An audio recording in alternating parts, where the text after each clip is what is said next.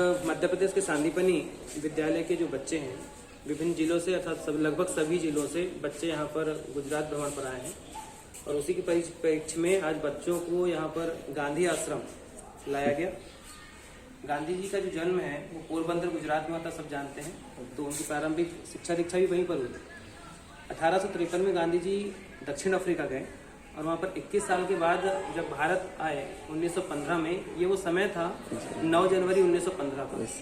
यदि हम वर्तमान परिप्रेक्ष्य में हम इसको देखते हैं तो 9 जनवरी अभी के समय में वही डेट है जिसे हम प्रवासी भारतीय दिवस के रूप में जानते हैं। प्रवासी भारतीय दिवस वह समय होता है जब विदेश में व्यक्ति शिक्षा या किसी विशेष उद्देश्य को लेकर जब जाता है, जब वापस अपने देश आता है, तो उसके सम्मान में ही 9 जनवरी 1915 से प्रवासी भारतीय दिवस प्रारंभ किया गया।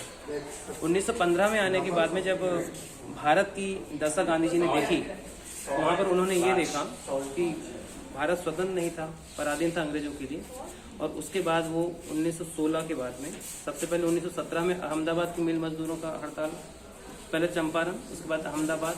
1920 में असहयोग आंदोलन उन्होंने प्रारंभ किया। 1930 में सविनय अवज्ञा आंदोलन किया। 1942 में भारत छोड़ो आंदोलन प्रारंभ किया।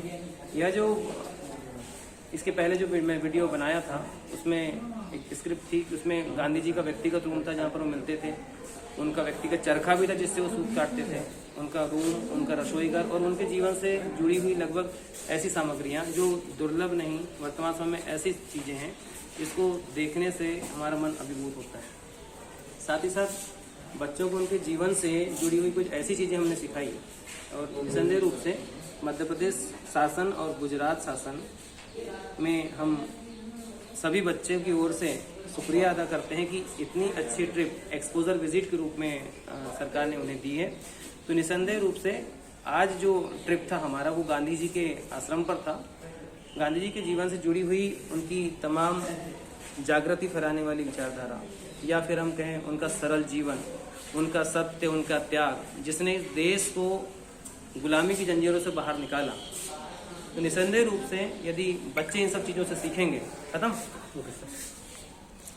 अच्छा सर, ये एक्सप्लेन कर दीजिए। बच्चे जब इससे सीखेंगे और ऐसा ज्ञान जब हम अपने बाद वाले अपने जूनियर्स को देंगे तो वो प्रेरित होकर अगले ट्रिप में जब वो यहाँ पर आएँ तो दूसरे बच्चे भी इससे सीखने का प्रयास करेंगे। इसके बाद हम चलते हैं इससे रिलेटेड है ना।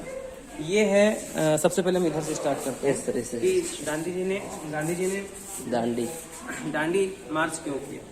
असल में जो अंग्रेज सरकार थी वह नमक पर कर लगाती थी। ये नमक जैसी बेसिक चीज जो आवश्यक जो चीज थी उस पर जो टैक्स लग जाए तो वो महंगी हो जाएगी।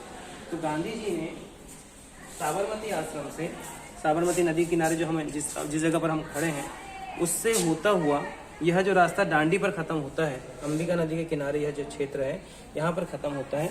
241 मील की जो यात्रा थी वो 12 मार्च को ये प्रारंभ हुआ था।